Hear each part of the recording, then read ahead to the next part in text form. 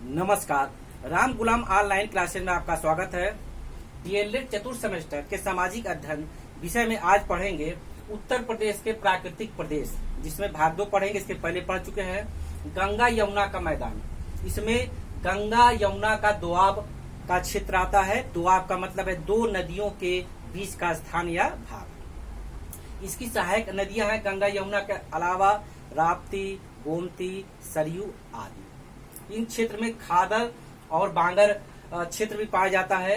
खादर क्षेत्र का मतलब नदियों द्वारा लाए गए उपजाऊ तत्व से बने मैदान को जलोढ़ क्षेत्र कहते हैं, उसी को खादर के नाम से जानते हैं। बांगर उस क्षेत्र का ऐसा ऊंचा स्थान जहां बाढ़ का पानी नहीं पहुंच पाता है, उसको बांगर कहते हैं। जनजीवन इन क्षेत्रों में कृषि, पशुपालन और उद्योग अधिक हैं, इसलिए रोजगार की अधिकता है, लोग अधिक संख्या में रहते हैं।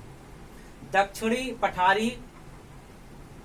पहाड़ी पठारी क्षेत्र, इसमें बुंदेलखंड, बघेलखंड, झांसी, महोबा आदि का क्षेत्र आता है। इन क्षेत्र में खनिज मात्रा की उपलब्धता है, जैसे कोयला, बॉक्साइट, जिप्सम आदि है, और उस पर आधारित उद्योग भी अधिक है, जिससे रोजगार अधिक है, लोग सुविधा संपन्न रहते हैं और अच्छा जीवन व्यतीत करते हैं। प्रमुख नगर उत्तर प्रदेश में तो बहुत नगर है, कुछ नगर का नाम दे रहे हैं। लखनऊ हमारे प्रदेश की राजधानी है। यहाँ पर चिड़िया घर है, इमामबाड़ा है, एवं हमारे प्रदेश मुख्यमंत्री जी का मुख्य कार्यालय आदि। आगरा ताज नगरी है, ताजमहल है। आगरे का किला है, फतेहपुर सीकरी इसके निकट पड़ता है, और आगरे का पेठा मशहूर है आदि। कानपुर औद्योगिक नगर है इत्यादि। बनारस घाटों की नगरी कहते हैं। यहीं पर विश्वनाथ मंदिर है, जो 12 ज्योतिर्लिंग में से एक है। इलाहाबाद संगम नगरी कह सकते हैं। अल्फ्रेड पार्क है, आनंद भवन है, और इलाहाबाद का अमरूद प्रसिद्ध है आदि। गोरखपुर गोरक्षनाथ मंदिर है, गीता वाटिका है, आरोग मंदिर है, इमामबाड़ा है, नक्षत्रशाला है इत्यादि। एवं हमारे प्रदेश के जो इस समय सीएम है माननीय श्री योगी आदित्यनाथ जी, हमारे जिले गोरखपुर के इसलिए प्रसिद्ध है आदि। अनुसूचित जाति उत्तर प्रदेश में कौन कौन सी है? निषाद, केवट, कश्यप, प्रजापति, राजभर, कुम्हार, माझी, गोंड आदि। प्रश्न आ सकता है कोई दो अनुसूचित जाति का नाम बताइए, तो कोई दो बता सकते हैं। जनजाति थारू, खरवार, भोटिया, बुक्सा, जौनसारी आदि। अब अगला देखते हैं। उत्तर प्रदेश में खनिज संपदा, शक्ति के साधन, कृषि, सिंचाई। खनिज संपदा, खनिज किसे कहते हैं? भूमि खोदकर निकाले गए मूल्यवान पदार्थ जो मानव के लिए उपयोगी एवं कीमती होते हैं, उन्हें खनिज पदार्थ कहते हैं, जैसे कोयला, बॉक्साइट, पेट्रोलियम पदार्थ, जिप्सम आदि। और हमारा उत्तर प्रदेश कृषि के क्षेत्र में, खनिज के क्षेत्र में अत्यंत धनी है। और उत्तर प्रदेश खनिज नीति भी 1998 में घोषणा की गई, जिसमें खनिज संबंधी तमाम बातों पर विचार किया गया, उसकी व्यवस्था के बारे में। खनिज पदार्थ के बारे में पढ़ते हैं कि भारत में तो खनिज मिलता ही, साथ साथ उत्तर प्रदेश में भी खनिज अच्छी मात्रा में मिलता है। तो देखते हैं खनिज कौन सा मिलता है और किस स्थान पर मिलता है। कोयला, सिंगरौली। प्रश्न बनता है कि उत्तर प्रदेश में मिलने वाले खनिज पदार्थ का नाम, तो आप कोई दो बता सकते, कोयला, चूना पत्थर, बॉक्साइट आदि। कोयला मिलता है सिंगरौली में, चूना पत्थर मिर्जापुर सोनभद्र में, बॉक्साइट बांदा चंदौली में, यूरेनियम ललितपुर में, जिप्सम झांसी में, और हमीरपुर संगमरमर मिर्जापुर सोनभद्र आदि। प्रश्न बनता है कि उत्तर प्रदेश के दो ऐसे जिले या स्थान का नाम बताइए जहां खनिज पदार्थ मिलता है। तो बता सकते हैं कि सिंगरौली, मिर्जापुर, सोनभद्र, ललितपुर, जो भी आप उचित समझें। आगे देखते हैं। शक्ति के साधन, यानी ऐसे पदार्थ जिसको हम ऊर्जा के भी स्रोत कहते हैं, ऊर्जा देने वाले पदार्थ। जो हमारे देश में विभिन्न प्रकार से संचालित हो रहे हैं। पहला है तापीय विद्युत परियोजना, यानी ताप से उत्पन्न होने वाला ऊर्जा, जिसमें मुख्य रूप से ओबरा, अनपरा, पनकी, ये कुछ परियोजनाएं के नाम है जिसके अंतर्गत ऊर्जा उत्पन्न की जाती है और कुछ जिलों को दी जाती है। हम कह सकते हैं बिजली, ठीक है। अगला है जल विद्युत परियोजना, यानी जल से उत्पन्न होने वाली ऊर्जा या बिजली, जिसमें मुख्य रूप से रिहंद जल परियोजना, ओबरा में भी ऐसी परियोजना है, माता टीला परियोजना आदि। तीसरी है परमाणु ऊर्जा, यानी परमाणु ऊर्जा से उत्पन्न होने वाली ऊर्जा। इसमें है नरोरा में स्वदेशी तकनीक से बनी संयंत्र है, परियोजना है, जो भारत का लगभग 24% ऊर्जा उत्पन्न करता है। बड़ी बात है, ऊर्जा का मतलब है शक्ति के साधन। जो ऊर्जा है हमारे घरेलू उपयोग के लिए, उद्योग के लिए अत्यंत आवश्यक है, इसके बिना उद्योग संभव नहीं। ऊर्जा है ये अत्यंत महत्वपूर्ण ऊर्जा है, इसको हम कह सकते हैं सौर ऊर्जा। आजकल सौर ऊर्जा का प्रचलन बढ़ा है, क्योंकि बाकी क्षेत्रों में दबाव कम करने के लिए सौर ऊर्जा अत्यंत आवश्यक है। देखते हैं वैकल्पिक ऊर्जा, जिसमें सौर ऊर्जा प्रमुख है। इससे जो ऊर्जा उत्पन्न होती है हम उसको किस काम में ला सकते हैं। पहला है बिजली उत्पादन में, यानी बिजली प्रकाश के लिए। आप देखेंगे छत पर जैसे लगता है इन्वर्टर लगता है, बिजली से चार्ज होता है, ठीक उसी प्रकार एक सौर ऊर्जा का इन्वर्टर है जो सूर्य के प्रकाश से गर्मी उत्पन्न करके बिजली पैदा करता है। लोग उसका उपयोग करेंगे तो जो अन्य क्षेत्रों पर दबाव हो कम होगा। इसके अलावा सोलर कुकर, नाम से स्पष्ट है, ऐसा संयंत्र आता है कुकर की तरह होता है जो भोज्य पदार्थों को पकाता है, भोजन को पकाता है। बिजली उत्पन्न करने के लिए हो गया। और हीटर आता है, पानी गर्म करने का भी संयंत्र होता है। और निजी क्षेत्र को इस क्षेत्र में प्रोत्साहन दिया जा रहा है कि वो सौर ऊर्जा के क्षेत्र में आए और इससे जो भी ऊर्जा उत्पन्न होती है विभिन्न प्रकार के संयंत्र लगा के उसका उपयोग करें और जन जन तक उसको पहुंचाएं और लोगों में जागरूकता दे, जिससे प्रदूषण कम हो। सौर ऊर्जा से प्रदूषण कम होता है, ये हमारे लिए लाभकारी है। अगला देखते हैं उत्तर प्रदेश में कृषि और सिंचाई।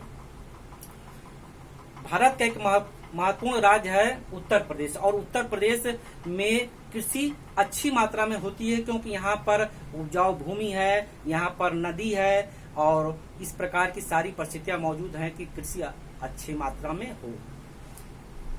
हमारा प्रदेश उत्तर प्रदेश में कृषि उत्तम दशा में होती है, पशुपालन होता है, और यूपी की जो अर्थव्यवस्था है उसमें कृषि का योगदान लगभग 29.9 या लगभग 30% है।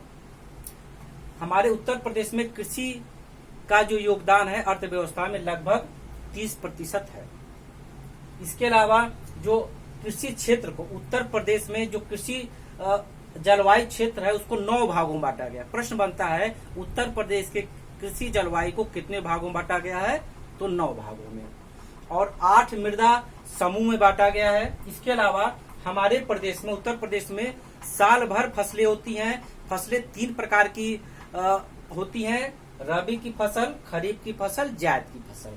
जिसमें रबी की फसल में गेहूं, चना, जौ, सरसों, आलू आदि है। यह अक्टूबर से दिसंबर में बोते हैं और मार्च से अप्रैल में काटते हैं। खरीफ की फसल में चावल, मक्का, गन्ना, कपास, अरहर आदि मई से जुलाई में बोते हैं और सितंबर से अक्टूबर में काटते हैं। बता दें गन्ना के क्षेत्र में हमारा प्रदेश प्रथम स्थान पर है। यह भारत का लगभग 45 से 50% का उत्पादन हमारे केवल उत्तर प्रदेश में होता है। यही कारण है कि हमारे प्रदेश में चीनी मिलें अधिक है। जायद की फसल, इसमें मुख्य रूप से खीरा, तरबूज, खरबूज, मूंग, लौकी आदि होती है। यह मार्च से अप्रैल में बोते हैं और जून से जुलाई में काट लेते हैं ऐसी फसल को। और एक और प्रश्न बनता है कि उत्तर प्रदेश में प्रमुख फसलों का नाम बताइए, या कौन कौन सी प्रमुख फसलें होती हैं। तो एक लघुत्तरी प्रश्न है, तो हम कह सकते हैं उत्तर प्रदेश की आम, गन्ना, आलू आदि। उत्तर प्रदेश में आम, गन्ना, आलू आदि प्रमुख फसलें हैं। ये लघु उत्तरीय प्रश्न हो गया। आगे देखते हैं, उत्तर प्रदेश के प्रमुख उत्पादन, कौन कौन सा उत्पादन होता है? गन्ना होता है, गन्ना में प्रथम स्थान है, भारत की बात है। सब्जी में भी पहला स्थान है हमारे प्रदेश का। गेहूं में पहला स्थान है। दूध उत्पादन में पहला स्थान है। आलू में पहला स्थान है। दाल में पहला स्थान है। मक्का में दूसरा स्थान है। चावल में दूसरा स्थान है, भारत की बात है, आदि। यानी उत्तर प्रदेश में ये फसल नंबर 1 पोजीशन पर है भारत की स्थिति से। यानी बहुत बड़ी मात्रा में हमारा उत्तर प्रदेश इन चीजों को पैदा करता है। फल मुख्य रूप से आम, केला, अमरूद आदि हमारे प्रदेश में पैदा होते हैं। जैसे अमरूद की बात करें, होता तो हर जगह, लेकिन कुछ जगह का प्रसिद्ध, जैसे इलाहाबाद का अमरूद आदि। आम, जो हमारे उत्तर प्रदेश में आम होता है उसको नवाब ब्रांड के नाम से जानते हैं। नवाब ब्रांड, प्रश्न बनता है नवाब ब्रांड के नाम से कौन सा फल प्रसिद्ध है? तो उत्तर प्रदेश का आम, उत्तर प्रदेश का आम। अगला देखते हैं, सिंचाई। उत्तर प्रदेश में सिंचाई की क्या व्यवस्था है? क्योंकि जो वर्षा है वो मानसून पर आधारित है, और मानसून हर जगह भारत के परिप्रेक्ष्य में कि एक समान नहीं होता, यानी एक समान पानी नहीं बरसता। इस समय देख लीजिए, जुलाई का समय है, कहीं पानी बहुत अधिक है, जैसे असम में बाढ़ आ गया है। उत्तर प्रदेश में भी ठीक ठाक पानी है, और कहीं पानी इतना कम है कि वहाँ सिंचाई की आवश्यकता पड़ती है। जब वर्षा कम होती है और भूमि को सिंचाई की आवश्यकता होती है, फसल उत्पादन के लिए अच्छी सिंचाई की आवश्यकता होती है, जल की आवश्यकता होती, तो उस समय जल की कमी को पूरा करने के लिए सिंचाई किया जाता है। देखते हैं कि सिंचाई किन किन माध्यम से हमारे उत्तर प्रदेश में होती है। इसके पहले जान ले, नई कृषि नीति 2005 में उत्तर प्रदेश में लागू की गई, जिसका मुख्य उद्देश्य था कि इसके लक्ष्य को जो 1.5 है बढ़ा के 4% तक किया जाए, यानी अधिक पैदा किया जाए। फिर जो अगली कृषि नीति बनी, नवीन कृषि नीति, उसका लक्ष्य रखा गया 2013 में, जो 4 लक्ष्य है उसको बढ़ा के 5 तक किया जाए। यानी जो विभिन्न कृषि नीति बनती है संबंधित विषय वस्तु से, कि उसमें अधिक पैदावार किया जाए विभिन्न प्रयास करने के बाद। अब देखा जाए, मानसून या असमान है, चर्चा हो गया। जब मानसून असमान है तो जल की पूर्ति के लिए हम किस प्रकार से सिंचाई करते हैं, जिसमें सबसे पहला जो सिंचाई का नाम आता है नलकूप। नलकूप को यदि हम सरल भाषा में कहें तो ट्यूबवेल। आप सब देखे होंगे, गांव क्षेत्र में गए होंगे जरूर, कहीं ना कहीं आप देखे होंगे, जमीन में मोटा पाइप डाल के पानी निकाल करके सिंचाई किया जाता है। नलकूप पहला स्थान है। इसके बाद आपका है नहर, कुआं, तालाब, पोखरा आदि। प्रश्न बनता है कि उत्तर प्रदेश में सिंचाई के कोई 2 साधन बताइए, तो आप कह सकते हैं नलकूप और कुआं। फिर से सुन लें, नलकूप यानी ट्यूबवेल, नहर, कुआं, तालाब, पोखरा आदि। इसके अलावा उत्तर प्रदेश की कुछ प्रमुख नहरें हैं, उनका नाम ले लें। पूर्वी यमुना नहर। प्रश्न बनता है कि उत्तर प्रदेश की कोई 2 नहर का नाम बताइए, जो बता रहे उसमें से कोई 2 बता सकते हैं। पूर्वी यमुना नहर, मध्य गंगा नहर, निचली गंगा नहर, शारदा नहर आदि। पुनः सुन लें, पूर्वी यमुना नहर, मध्य गंगा नहर, निचली गंगा नहर, शारदा नहर। नहर क्या है? नदियों से ये नहर निकाली जाती है ऐसे स्थानों पर जहां सिंचाई की आवश्यकता होती है। हमारा उत्तर प्रदेश किसी के क्षेत्र में, खेती के क्षेत्र में अत्यंत संपन्न है। ये हमारे लिए अच्छी बात है, और हमारे देश के लिए अच्छी बात है कि हमारे देश के अर्थव्यवस्था में हमारे प्रदेश का एक महत्वपूर्ण स्थान है। इसके अगले क्लास में इसके आगे हम पढ़ेंगे।